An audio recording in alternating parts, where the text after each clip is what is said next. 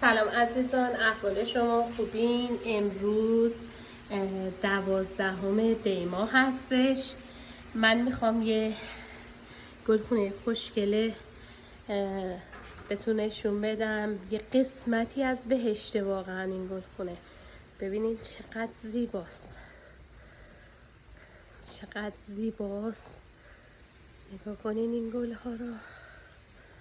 خدایا شکرت. این درخت پاپایاست. ببینین میوه های پاپایا رو روش، چقدر قشنگه. سقف این گلخونه رو ببینین پر از گل های رنگارنگ و زیباست. میبرمتون اینجا این آناناس فوق‌العاده زیبا رو تماشا کنین. چقدر قشنگه. خدای شکرت. اینجا ما دعوت شدیم از توسط یکی از دوستان به گلخونه. چقدر زیباست. اینا درخت های موز هستندشون.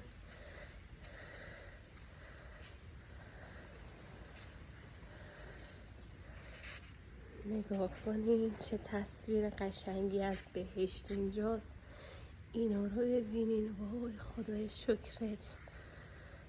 خدای ممنون دارم از بابت این همه زیبایی. وای خدا. این درخت های موز رو ببینین. گل های قشنگ. چقدر زیباست اینا.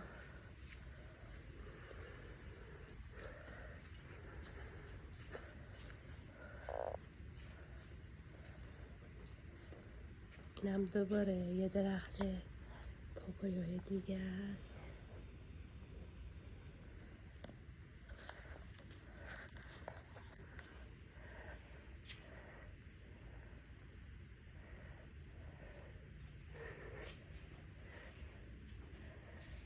اینجا یه چیزی رو یادم رفت بهتون نشون بدم.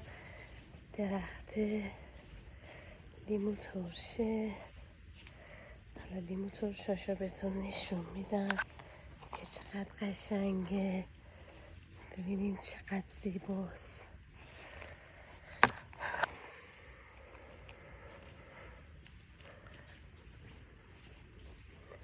بریم سراغ درخت های موز.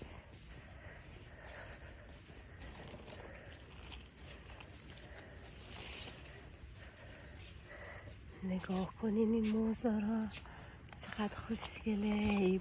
داره اینا باز میشه که این موزاش نمودار بشه. چقدر زیباست. واقعا خدایا 100,000 مرتبه شکرت از این همه زیبایی. نگاه کنین اینا همش موزن که اینجا.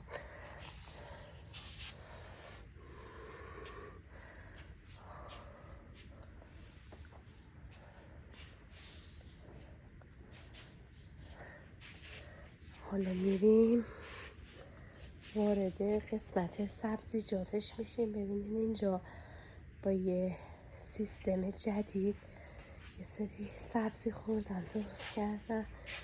اینا رو ببینین چقدر زیباست. نگاه کنین.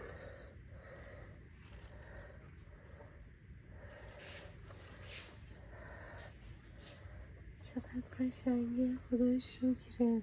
خدای ممنون دارتم. چه شاهی خوشگلی. اینا نگاه کنین. اسفناج. ببینین چقدر خوشگل. اینا شویدن. اینا تمامشون ریحونه. وای اینم از این نعنا فلفلی خوشگل. چقدر زیباست. میریم سراغ این جعفریای خوشگل. ببینین چه جعفریای باحالی. دوباره سراغ این کاهو فرانسوی ها میریم. چقدر قشنگه. بعد میریم سراغ این اسفناج ژاپنی. وای جاتون خالیه. چقدر قشنگه. واقعا اصلا بی نظیره.